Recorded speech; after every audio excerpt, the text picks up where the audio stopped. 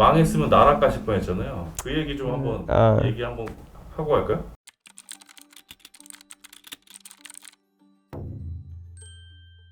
네, 안녕하세요. 스타트업의 신 혜성입니다. 오늘은 어떤 컨텐츠를 하려고 저희 부르셨나요? 제가 문서 쓰고 있는 게 있는데 그거 좀 보여드리고 그거에 대한 이야기를 좀 하려고 해요. 여기가 제 자리인데 조금 협소합니다. 근데 왜 이런 자리를 대표님이 쓰시는 거죠? 어쩌다 보니까 쓰게 됐고요. 여기 이제 일하시는 분들이 더 메인으로 써야 되는 자리고 이 방에서는 아무튼 제가 이 자리를 쓰고 있습니다. 지금 뭐 하시는 거죠? 이 문서는 지금 기술보증기금에 제가 문서를 써서 내려고 하고 있어요. 기술보증기금은 뭐 하는 기관이냐?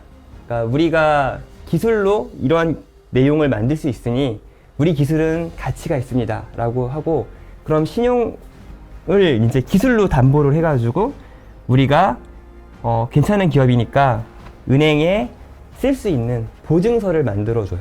그럼 그 보증서를 들고 가서 이제 100% 보증이면 은행에 내고 100% 보증이니까 은행은 대출을 해주죠. 왜냐면 기술보증기금이 제가 문제가 생기더라도 갚아줄 거니까.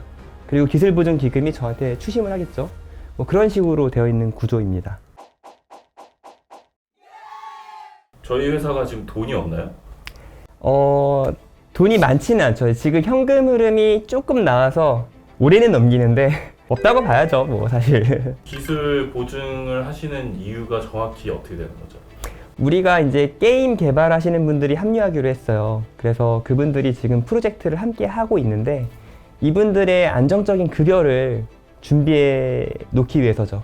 이제 급여가 갑자기 이제 많이 타기 시작할 텐데 돈이 준비되어 있지 않으면 프로젝트가 중단되니까요.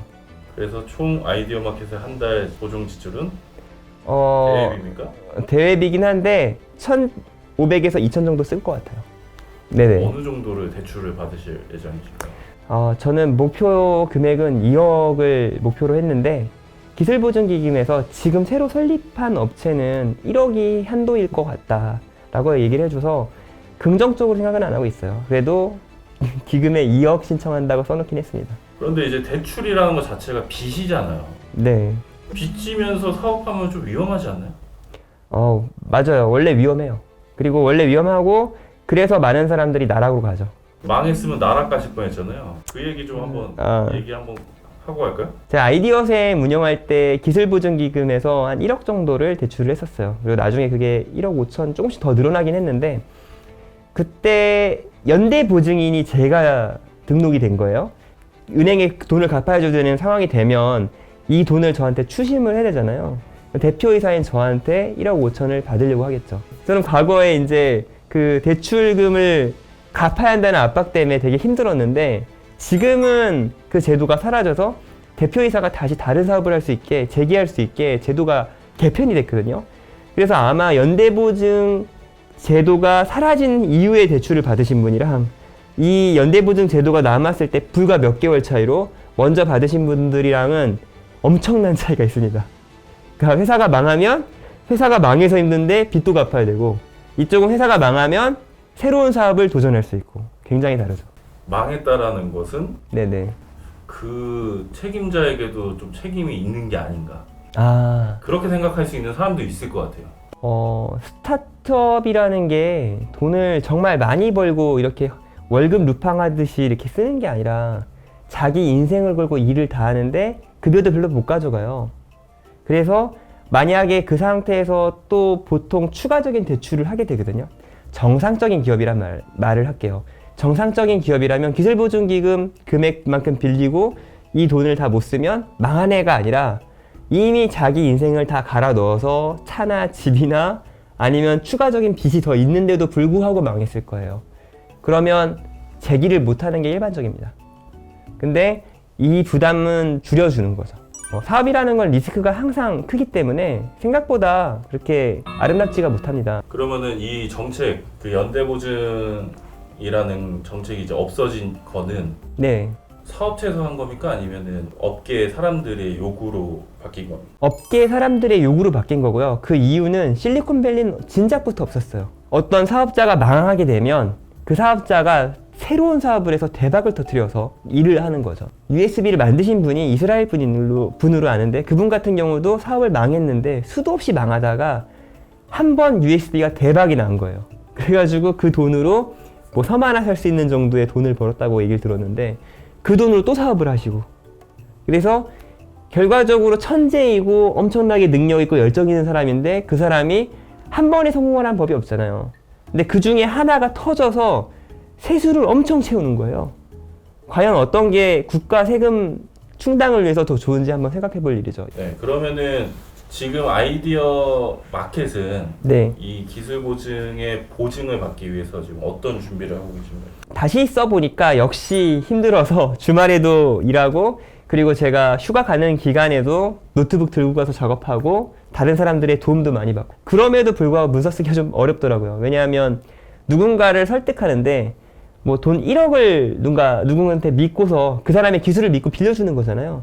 그럼 우리가 기술에 대해서 증명을 하려고 하면 그런 객관적인 자료나 아니면 계획이나 이런 걸 상세하게 써야 되거든요.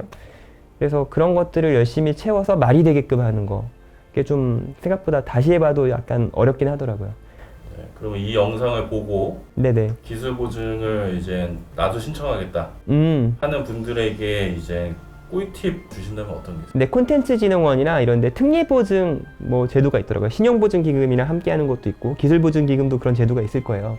그러면 그런 어떤 심사를 보는 거 예를 들어 콘텐츠진흥원이 심사를 볼 수도 있고 창업진흥원이 심사를 볼 수도 있고 여러 가지 기관이 심사를 볼 수 있습니다.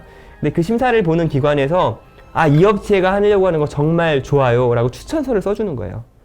그러니까 그 심사를 통과를 하면 이 심사는 보증서는 아니고 보증기관한테 추천서를 써주는 거예요.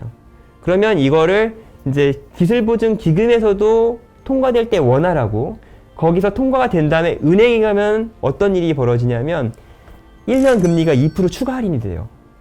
원래 기술보증기금이나 신용보증기금 같은 경우는 업체를 도와주는 제도이기 때문에 그런 기관들이기 때문에 이곳을 통해서 우리가 대출을 하면 금리가 낮거든요. 일반적으로 조금 더 낮아요. 근데 거기서 추가 금리 2% 할인이 되거나 뭐 1% 할인이 되거나 이런 제도들이 있습니다. 그래서 그런 거를 알아보시고 우리 기술을 그 기관에 심사를 보고 어차피 똑같이 제안서를 써야 되잖아요. 그럼 그 제안서의 내용은 비슷하거든요.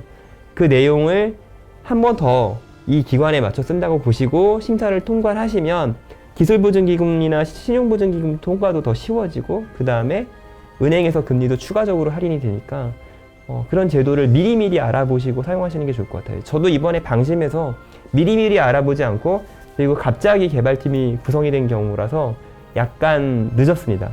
네, 여러분은 늦지 말고 그런 제도 잘 활용하셨으면 좋겠습니다. 네, 여러분 제가 지금 하는 일이 잘 될지 안 될지는 시간이 지나면 증명이 되는 거고 그리고 이 제도라는 거는 명확하게 좋은 것 같아요. 그러니까 뭐 제가 뭐 하는 게 잘 되건 안 되건 이 사업이 있으니까 여러분들도 좀 알아보시고 좀 현명하게 했으면 좋겠어요. 제가 되게 스트레스 받으면서 남의 돈을 쓰는 거에 대해서 엄청난 부담을 가지고 소극적이었거든요.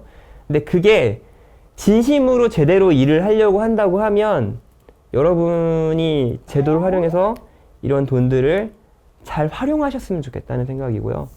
그리고 이야기가 재밌었다면 좋아요, 구독, 알람 설정까지 감사합니다.